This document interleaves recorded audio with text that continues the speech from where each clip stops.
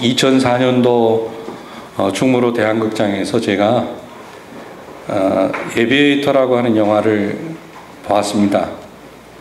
그 영화를 본 이유는 수많은 목사님들의 설교에 이 단골로 등장하는 하워드 휴즈라고 하는 사람의 일대기를 이 에비에이터라고 하는 영화가 그려내고 있었기 때문에 그렇습니다. 그때 그 에비에이터의 영화의 주인공이 여러분이 잘 아시는 레오나르도 디카프리오입니다. 비행기 제작자이고 항공운수업자이며 영화 제작자로 억만장자가 되었던 그 하워드 휴즈의 생애, 저는 그 영화를 보면서 정말 수많은 목사님들이 하워드 휴즈가 그 자기의 인생의 말년에 비참하게 죽었다라고 하는 설교를 수없이 많이 했기 때문에 과연 영화 감독은 이 하워드 휴즈의 마지막 부분을 어떻게 그려내고 있는가, 저는 거기에 관심사가 있었습니다. 그런데 마지막 부분에 있어서 그 부분을 중점적으로 감독이 다루지는 않았더군요. 그런데 중간에 이런 부분이 있었어요. 사업이 잘 안 될 때 하워드 휴즈가 심각한 결벽증 환자인데 화장실에 가서 손을 닦고 난 다음에 한 번 쓴 휴지, 한 번 쓴 수건은 더 이상 쓰지를 않더라고요. 그리고 컵으로 물을 마셨는데 한 번 사용한 컵은 또 사용하지 않아요. 그 다른 사람과 악수하는 것조차도 꺼리는, 그 사람의 병균이 나한테 올 것을 꺼려서 악수하는 것조차도 꺼리는 장면이 거기에 나왔습니다. 영화에는 그가 상당한 고민스러운 시간을 보내면서 방에 갇혀서 문제가 해결될 때까지 다른 건 먹지 않고 우유만 마시는 장면이 감독은 그렇게 거기에 그려놓았더군요. 근데 이 하워드 휴즈의 그 일대기를 말한 기자들의 글을 보게 되면 그가 이제 항공 운수업으로 떼돈을 번 다음에 정신적으로 결벽증이 너무 심각해가지고 나중에 그 정신질환이 너무나 발달합니다. 너무나 정신적으로 고통을 많이 받다가 사람도 만나지 않고, 그리고 결국 머리도 깎지 않고 손톱도 깎지 않고 이제 음식도 닭 스프만 먹다가 영양실조로 죽었다 하는 그런 기록을 남기는 기자의 기록도 있습니다.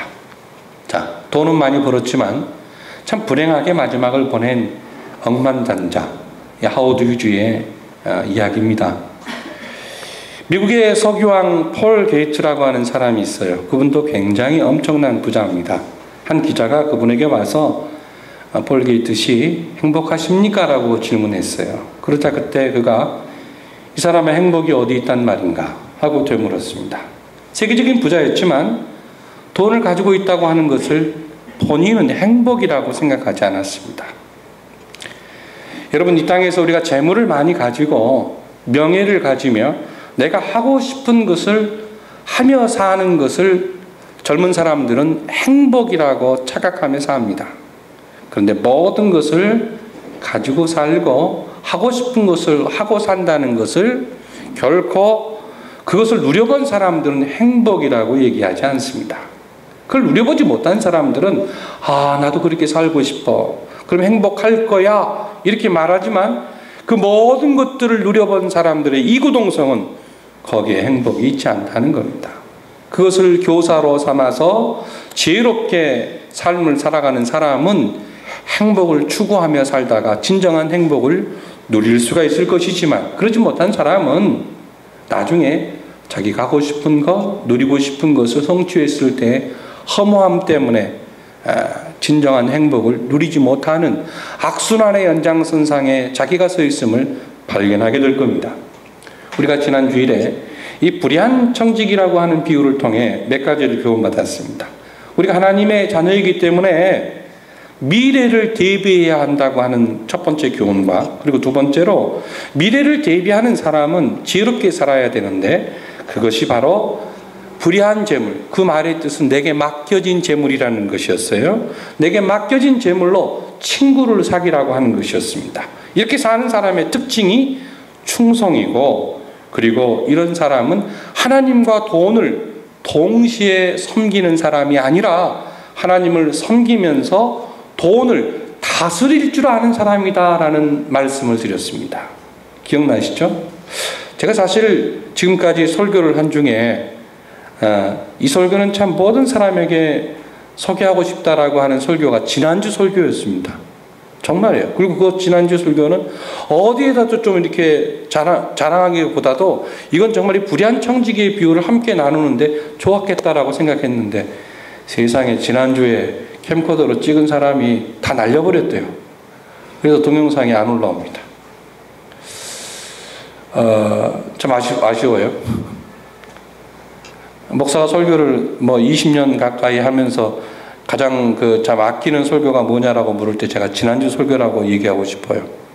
참 그 불의한 청지기의 비유를 통해서 예수님이 말씀하실 때 그 설교를 듣고 있던 옆에 사람들이 예수님을 비웃었습니다. 본문에 보게 되면 바리새인들이 보고 조롱했습니다. 어떻게 조롱했을까? 본문에 등장하지 않지만 당신은 지금 가난한 나사렛 출신 예수니까 그런 말을 쉽게 할 수 있겠지. 당신에게 정말 돈이 주어진다면 그런 말을 할 수 있을까? 바리새인들이 예수님이 하는 그 설교를 듣고 예수님의 비유에 대해서 조롱하고 비난했습니다. 이 광경을 예수님이 보시고 바리새인들의 비난을 들으신 다음에 그 다음에 불의한 청지기에 이어서 하신 말씀이 있는데 그것이 오늘 그 유명한 부자와 나사로의 비유입니다. 그래서 이 부자와 나사로의 비유는 하나만 따로 생각하는 비유가 아니라 지난주 우리가 함께 나눴던 불의한 청지기를 이해해야만 이 말씀을 바르게 이해할 수 있다라고 하는 사실을 여러분 기억하시고 이 말씀을 함께 이 시간 통해서 주의 은혜를 누리고자 합니다. 하나님을 섬긴다고 하면서도 바리새인들은 실제로 돈을 섬겼습니다. 그들은 거짓말을 한 거죠. 그러니 예수님이 말씀하시는 그 내용을 듣고 너도 현실을 보아라. 그렇다면 과연 그런 얘기를 할 수 있을까? 비아냥거릴 때 예수님이 부자와 나사로의 비유를 말씀하고 있습니다. 이 부자와 나사로의 비유를 보면은 크게 두 가지의 구조로 되어 있는데 두 가지의 구조는 첫 번째로 19절부터 22절까지는 지상에서의 생활입니다. 그리고 23절에서 31절까지는 내세에서의 생활입니다. 여러분 이 부자와 나사로는 복음서 전체에 여기밖에 등장하지 않아요. 지상에서의 생활과 내세에서의 생활이 너무나도 적나라하게 본문에 소개되고 있습니다. 오늘 이 말씀을 여러분 믿으시기를 주의 이름으로 소원합니다. 먼저 지상에서의 모습이에요. 19절부터 22절에 보게 되면 지상에서 부자와 나사로에 사는 모습이 기록되고 있는데 부자의 모습이 19절에 이렇게 나타나 있습니다. 한 부자가 있는데 자색 옷을 입고 고운 베옷을 입으며 날마다 호화롭게 잔치를 즐기고 있다. 이렇게 표현하고 있습니다. 여기 이 부자의 특징이 세 가지죠. 첫 번째 자색 옷, 두 번째 고운 베옷, 세 번째 날마다 잔치한다는 거예요. 자, 부자가 죄인입니까? 아닙니까? 부자라고 해서 죄인은 아닙니다. 구약 성경 아브라함이 큰 부자였습니다. 그뿐만 아니라 예수님을 장례식 치룬 아리마대 요셉도 큰 부자였습니다. 그렇지만 아브라함과 아리마대 요셉의 생애 가운데 그들이 자색 옷을 입고 고운 베옷을 입고 날마다 호화로이 잔치했다라고 하는 이야기는 없습니다. 다시 말하면 본문에 있는 이 부자는 굉장히 문제가 많은 부자였다라고 하는 사실입니다. 왜 문제가 많으냐?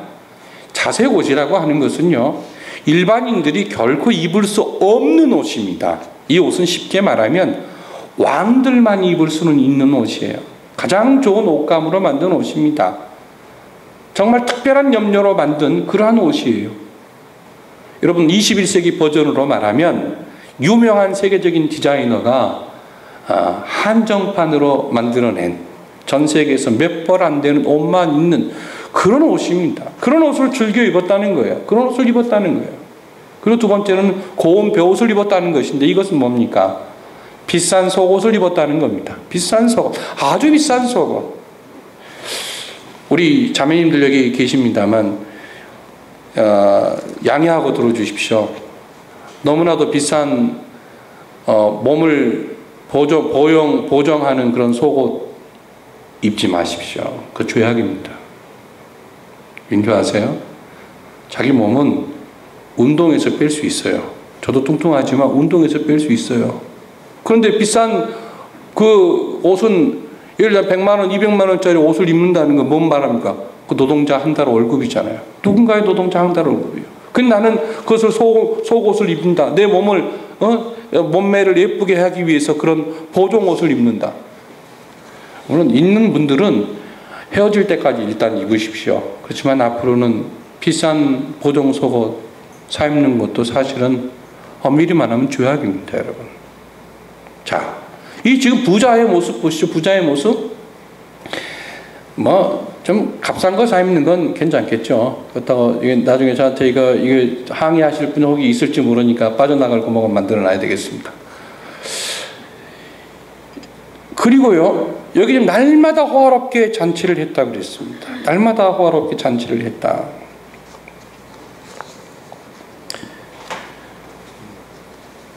야고보 사도가 야고보 서신에서 이런 말씀을 합니다. 너희가 땅에서 사치하고 연락하여 도살의 날에 너희 마음을 살찌게 하였도다. 보라, 너희 밭에 추수한 품꾼에게 주지 아니한 그 싹이 소리 지르며 추수한 자의 우는 소리가 만군의 주의 귀에 들렸느니라. 무슨 말씀입니까? 남에게 돌아가야 될 품삯을 너무나 많이 착복한 사회의 정의를 반한 행동을 함으로 말미암아 허망한 부자들의 행동이 이러한 모습이었다는 겁니다. 일본의 시마지라고 하는 공업사 얘기 여러분 잘 아실 겁니다. 얼마나 존경스럽고 유명한 그런 회사인지 모릅니다. 전 직원들의 그 후생 복지를 위하여 CEO가 그 직원들을 어느 일정 기간이 지나면 전 직원 전체를 해외여행 보내주잖아요.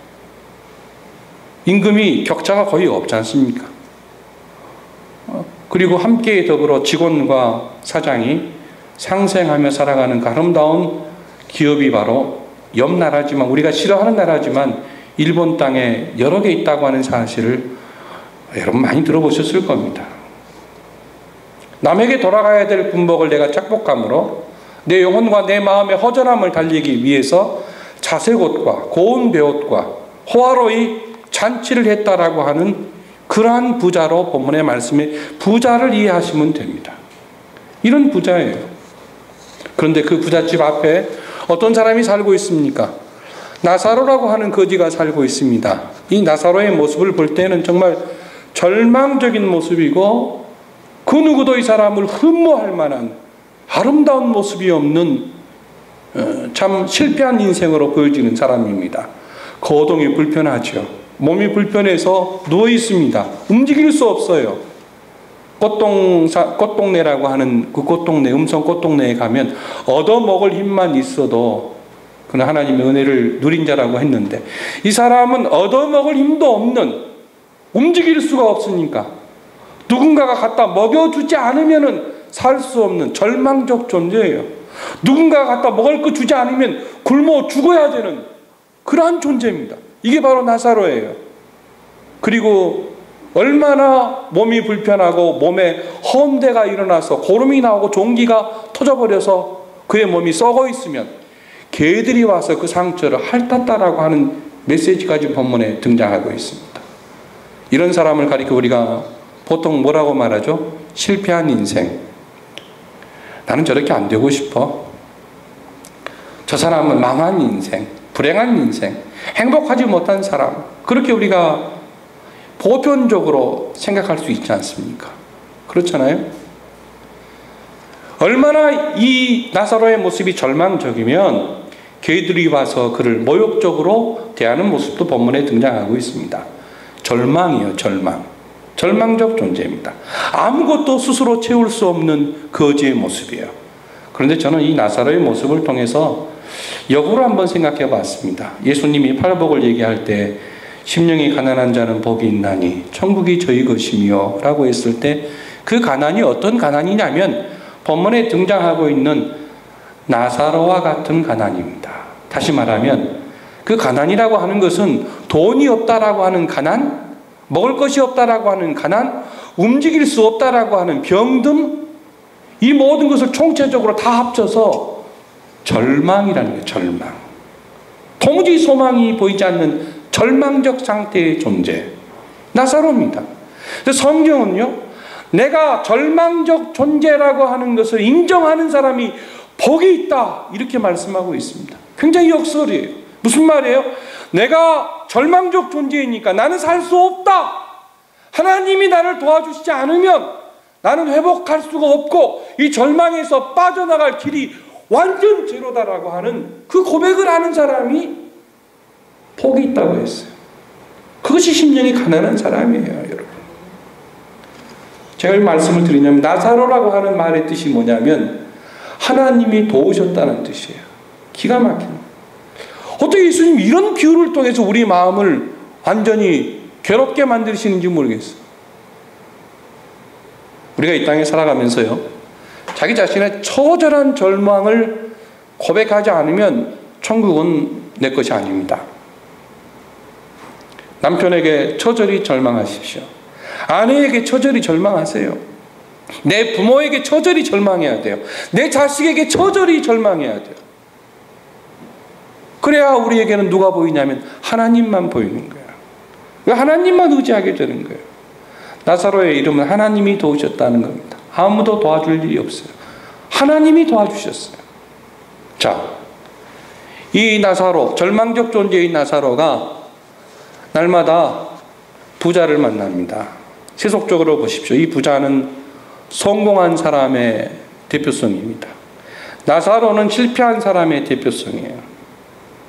나사로와 같은 사람이 있을 때 혹시 우리 자녀들이 나사로와 같은 사람과 함께 가서 놀겠다라고 하면 여러분 기분 좋으실까요? 그 누구도 나사로를 가까이 하지 않았습니다. 정말 고독한 존재였습니다. 실패한 인생이에요. 지상에서는 이렇게 살았습니다.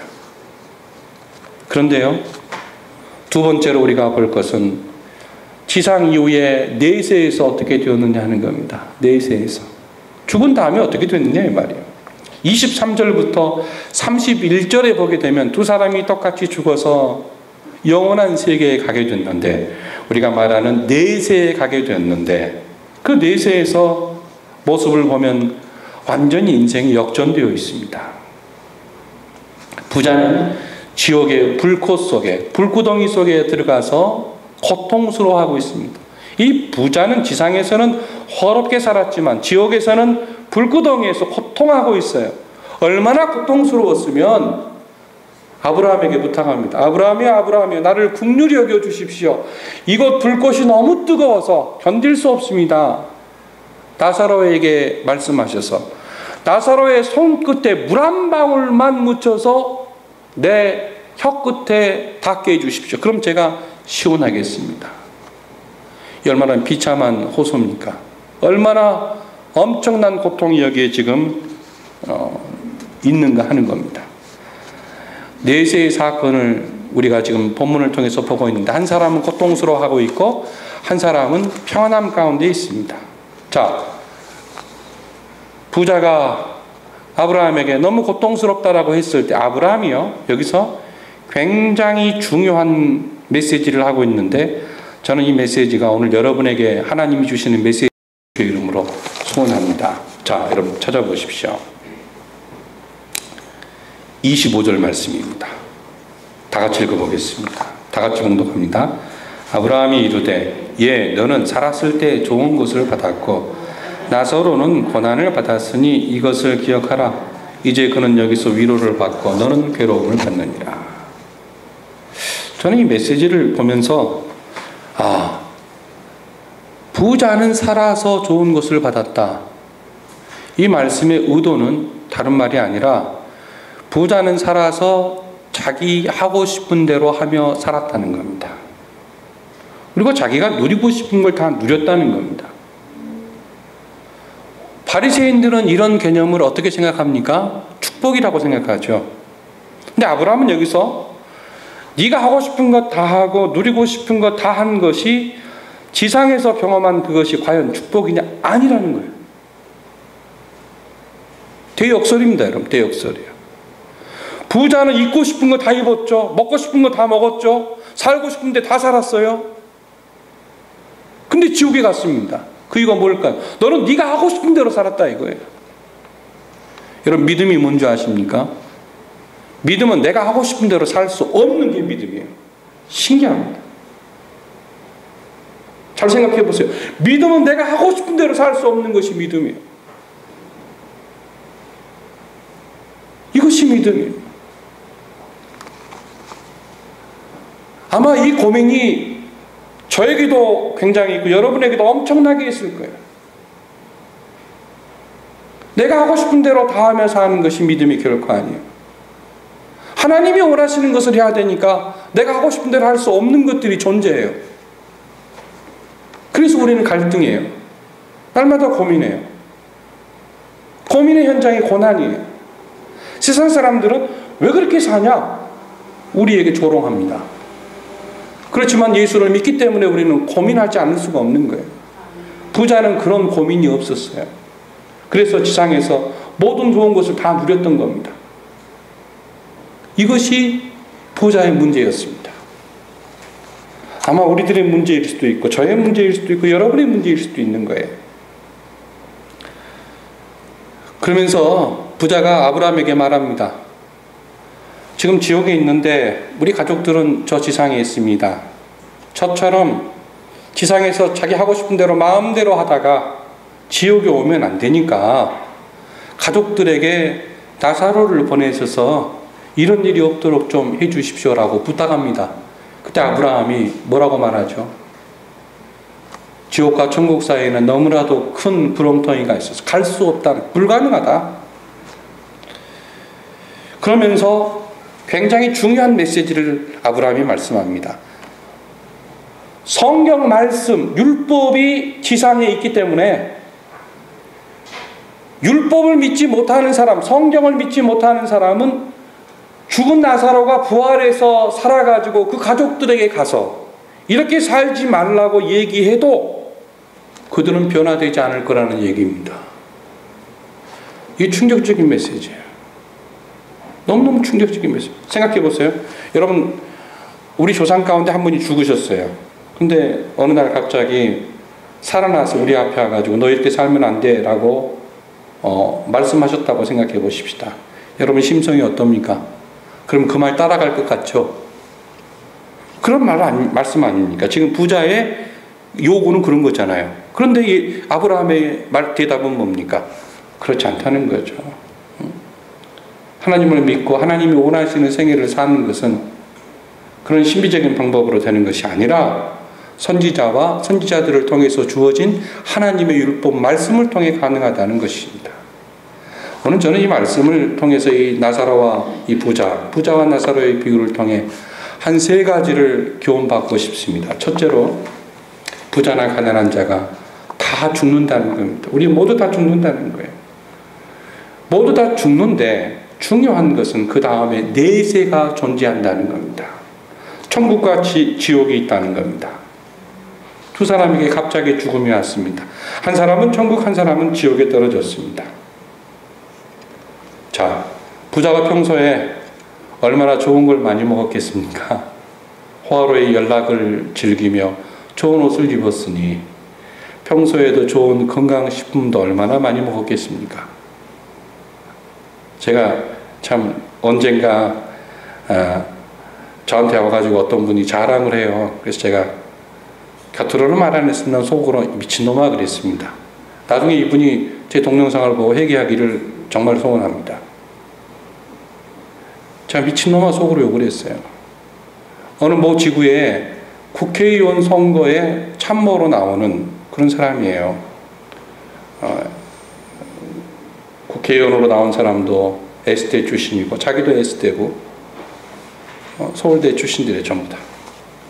근데 저한테 와서 하는 말이 목사님 요즘에 내 선거운동 하는데 피곤한데 우리 캠프에서 보약을 함께 먹었습니다.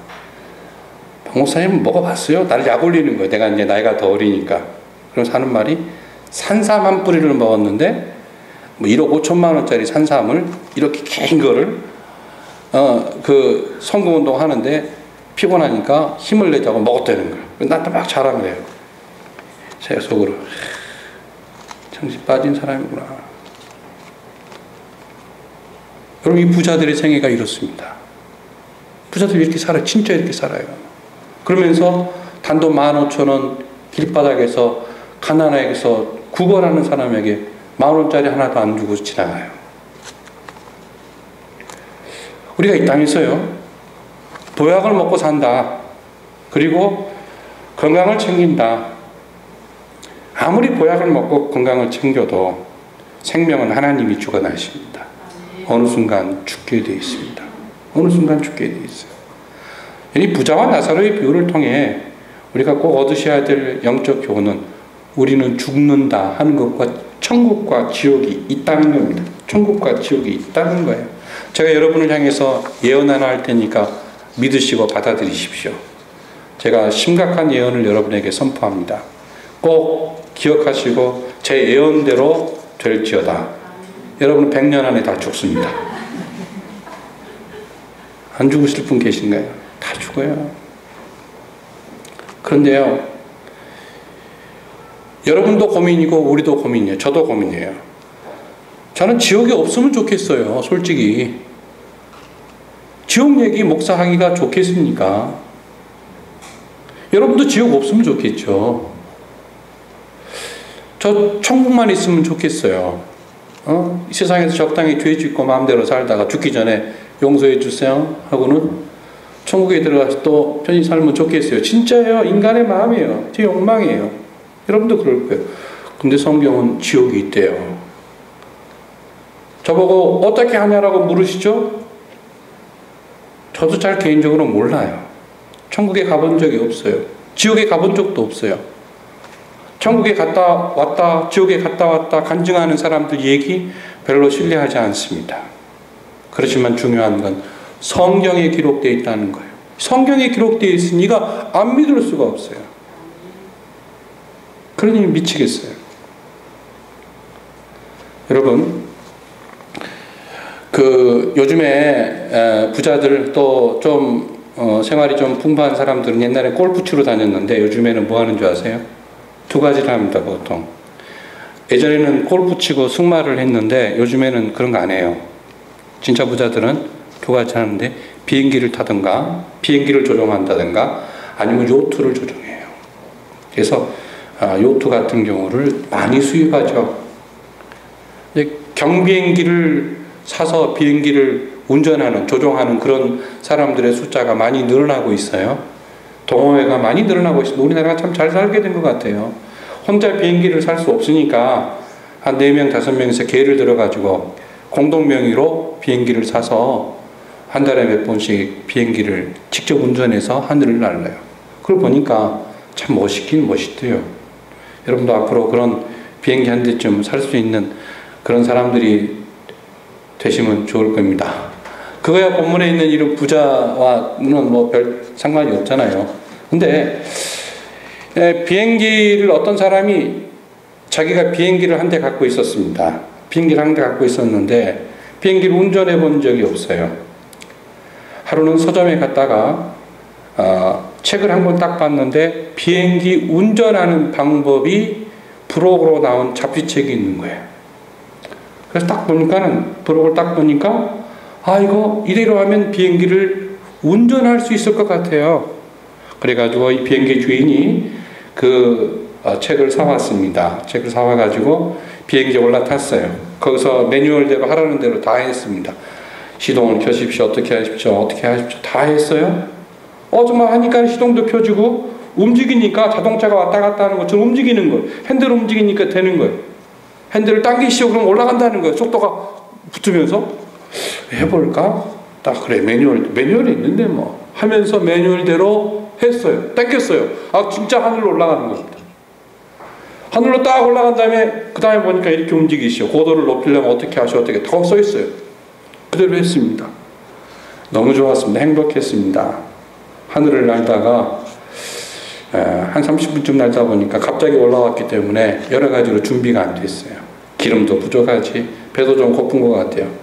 착륙을 해야 되겠다. 이제 착륙하면 되시지. 하고는 착륙 매뉴얼을 찾는데 세상에 어떻게 착륙해야 될 것이냐라고 하는 그 부분은 그 책이 없는 거예요. 없는 거예요. 그리고는 맨 마지막 페이지에 이렇게 써 있었습니다. 비행기 착륙법은 다오모에. 여기 써 있어요. 비행기 착륙법은 다오모에.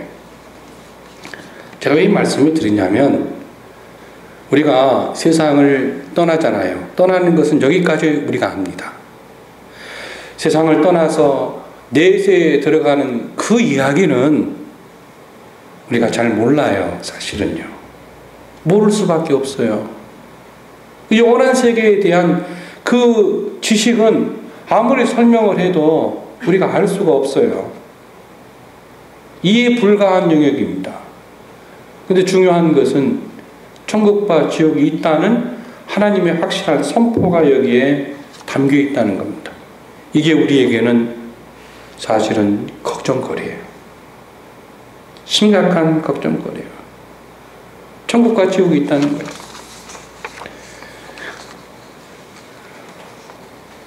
우리 삶의 전체의 문제는 결국 죽음의 문제입니다. 부자와 나사로가 지상에서 부자로 살았고 절망적인 존재로 살았지만 똑같이 죽었다고 하는 것은 우리에게 죽음이 있다는 것을 교훈하고 있고 그들에게 천국과 지옥이 있었다는 것은 죽음이 끝이 아니라는 겁니다. 히브리서 9장 27절에 이런 말씀이 있습니다. 한 번 죽는 것은 사람에게 정한 것이요 그 후에는 심판이 있으리니 라고 했습니다. 심판이 있다고 그랬습니다. 우리가 이 사실을 첫 번째로 교훈받습니다. 그리고 두 번째로요. 오늘 이 부자와 나사로의 비유는 지상에서의 삶은 내세의 삶을 준비하는 기회라는 겁니다. 보이지 않는 영원한 세계를 준비하는 그러한 생애가 지상에서의 생애입니다. 기회를 바르게 선용하는 것이 믿음이다라고 하는 것을 이 부자와 나사로의 비유가 우리에게 가르쳐주고 있습니다. 날마다 대문을 오고 가는 부자. 문을 오고 갈 때마다 누굴 봤습니까? 거지 나사로를 봤습니다. 지나다닐 때마다 부자는 나사로를 돌볼 수 있는 기회가 있었습니다. 그런데 외면했어요. 외면했습니다. 이것이 바로 부자의 문제점입니다. 영적인 기회가 있을 때 기회라고 하는 것은 투자하고 손해를 보는 한이 있어도 기회를 놓치면 안 됩니다, 여러분. 기회는 반복되지 않아요. 지나가면 그만입니다. 타이타닉이라고 하는 영화로 세계적인 그 유명한 그 역사를 헐리우드 역사를 썼던 제임스 카메론이라고 하는 무명의 감독. 당시는 무명의 감독이었어요. 옛날에는 제임스 카메론이라고 하는 감독이 무명 시절 때 있었던 일입니다. 시나리오 한 편을 작성을 했어요. 시나리오 한 편을 작성을 했는데 아무도 자기를 알아주지 않습니다. 자기를 써주지를 않아요.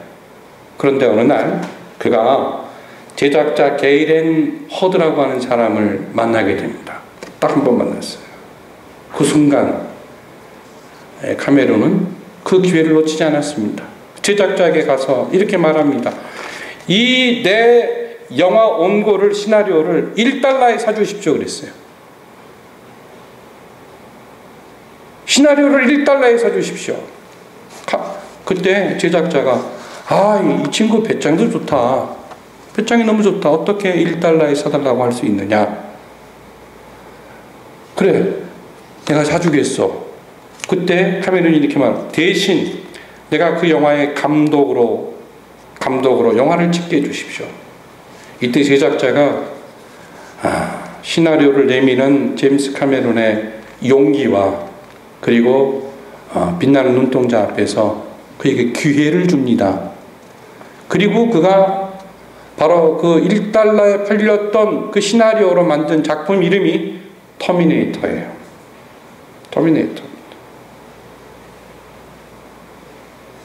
기회를 놓치지 않기 위해서 희생하고 손해봤습니다. 자존심을 내려놨습니다. 세상의 성공을 위해서도 이런 것이 필요합니다. 우리 지상에서의 삶은 내세에서의 성공을 우리에게 보장하게 하는 기회가 되는데, 이 땅에서 우리가 얼마만큼 우리에게 주어진 이 기회를 잘 선용하느냐야, 이것이 문제라고 하는 사실을 본문이 우리에게 가르쳐주고 있습니다. 자, 날마다 문을 드나드는 이 부자가 가난한 사람을 보고 불쌍히 여기는 마음과 함께 그를 돌보아 주었다라면 그는 기회를 잘 선용한 사람이었을 것인데, 그 기회를 선용하지 못했습니다. 선용하지 못했어요. 사람들에게 100억짜리 복권이 당첨되면 뭘 하고 싶느냐라고 물어봤습니다. 그랬더니요, 많은 사람들의 답변이 뭐냐면, 첫 번째 답변이 뭔지 아세요? 이혼한답니다. 이혼하겠다는 거예요. 아이러니한 대답입니다. 돈이 생기면 이혼하겠다는 겁니다. 거꾸로 말하면 지금 사는 것은 돈이 없어서 그렇게 못 산다는 거예요. 100억이 생기면 이혼하겠다고 하는 것이 첫 번째 대답이었어요. 진짜요. 놀라지 마세요. 여러분은 그런 질문을 안 받아봤으니까 모를 거예요. 내가 돈이 없어서 이런 여자하고 살고, 내가 돈이 없어서 이런 남자하고 산다라고 하는 생각을 세상 사람들이 의외로 많이 하고 있다는 것이에요. 기가 막힐 일이죠. 여러분, 우리가 부자로 죽는 것은 가장 불명예라고 하는 말을 카네기라고 하는 유명한 사람이 했던 것을 여러분 기억하실 겁니다. 우리가 얼마나 많이 소유했느냐, 이것이 문제가 아니라 내가 어떻게 사느냐가 문제인 것입니다. 이것이 예수 믿는 사람들의 신앙의 철학이고 고민이라고 말할 수가 있습니다. 인생 최대의 실패는 사랑받지 못하고 사는 것이 아니랍니다. 여러분, 인생 최대의 실패는요, 사랑하지 못하고 사는 것이 실패라는 거예요. 그것이 성경이 말씀하는 실패의 내용입니다. 이 부자는 늘 사랑받고만 살기를 원했습니다. 그래서 호화로운 잔치를 하고 자기를 꾸미는데 최선을 다했어요. 그런데 사랑하지 못했습니다. 그래서 그는 지옥한 겁니다. 자, 믿음으로 사는 것은 증명이 되어야만 하죠. 믿음은 어떻게 증명됩니까? 사랑함으로 증명되잖아요. 결국 하나님께서 우리에게 요구하신 율법에 대해 계명, 그것이 이 부자에게는 존재하지 않았던 겁니다. 결국 믿음이 없었다는 거죠. 믿음이 있다는 것은 결국 뭘 말하냐면, 사랑해야 될 사람을 사랑하는 것이 믿음입니다. 특별히 연약한 자를 사랑하는 것이 믿음이라고 하는 것을 이 부자와 나사로의 비유가 우리에게 가르쳐주고 있습니다. 마지막 세 번째 교훈이 있는데, 그 세 번째 교훈은 저는 이렇게 생각합니다. 자, 부자가 아브라함에게 말하잖아요. 우리 가족들에게 나사로를 보내어 주셔서 가족들은 나처럼 이런 실패를 맛보지 않게 해주십시오. 부탁하잖아요. 그때 아브라함이 그렇지 않겠다. 그럴 수 없다. 갈 수도 없을 뿐만 아니라 가보았자 이런 신비한 방법의 교훈은 그들이 듣지도 않는다라고 얘기를 합니다. 듣지도 않는다. 결국 하나님의 말씀을 통해서 영적인 구원의 문제가 해결될 뿐만 아니라 하나님의 말씀을 부인하는 사람은 어제 죽은 사람이 오늘 부활해서 우리에게 말한다 할지라도 듣지 않는다는 거예요. 오늘 이 시간 저와 여러분 마음속에 한번 생각해 보십시오. 우리는 얼마나 성경 말씀 그 자체를 가장 귀한 소중한 영적인 교훈으로 믿고 따르고 있는지 말입니다. 이 부자는 기적이 일어나서 그 기적이 우리 가족들에게 나타나면 그 가족들이 변화될 것이라고 생각했습니다. 여러분, 신앙은 기적이 아닙니다. 제가 말하는 이 말씀은 신앙은 마술이 아니에요. 신앙은요, 실제입니다. 신앙은 역사입니다. 신앙은 하나님의 말씀을 철저히 신뢰함이 신앙입니다. 바로 아브라함과 부자와 이 대화를 통해서 우리가 이것을 교훈 받으셔야만 합니다. 성경을 믿지 못하는 사람은 죽은 자가 부활하여도 의미 없다는 이 아브라함의 메시지, 우리의 철저한 바로 믿음의 중심은 하나님의 말씀이어야 한다고 하는 것을 영적으로 교훈받습니다. 우리가 예수를 믿는다는 것은 지상에서 증명이 됩니다. 예수를 나의 구주 나의 하나님으로 영접하는 것을 통해 1차적으로 증명이 됩니다만 2차적으로는 바리새인들처럼 하나님을 믿는다고 하면서 돈을 추구하는 삶이 아니라 하나님을 믿기 때문에 허락하신 그 은혜를 가지고 기회를 잘 선용하는 삶으로 증명해내야만 그것이 우리의 믿음이 된다고 하는 사실입니다. 그래서 야고보 사도가 늘 고민했습니다. 우리의 구원은 행위로 말미암지 않지만 우리의 행위는 우리의 믿음을 증명한다고 하는 그 부분을 야고보는 말씀하고 있는 거죠. 바로 이것이 오늘과 내일을 살아가는 저와 여러분의 고민입니다. 이 부자와 나사로의 비유를 듣고 있던 그 당시의 바리새인들이 천국과 지옥을 말씀하시는 그 예수님, 그 이스라엘의 그 바리새인들은 부활을 믿는 사람들이었거든요. 내세를 믿는 사람들이었습니다. 그 천국과 지옥을 이렇게 적나라하게 비유적으로 말씀하시는 그 예수님의 말씀을 듣고 바리새인들의 마음이 굉장히 속이 뜨끔했을 겁니다. 따끔따끔했을 거예요. 이 자리에 혹시 부자와 나사로의 이야기와 불의한 청지기 이야기를 통해서 혹시 내 마음이 뜨끔거리는 분이 계시다면 회개하시고 앞으로 우리 남은 생에는 하나님이 원하시는 귀한 선한 청지기가 되기를 소원하며 믿음으로 사시는 복이 우리 모두에게 있게 되시기를 예수님의 이름으로 소원합니다.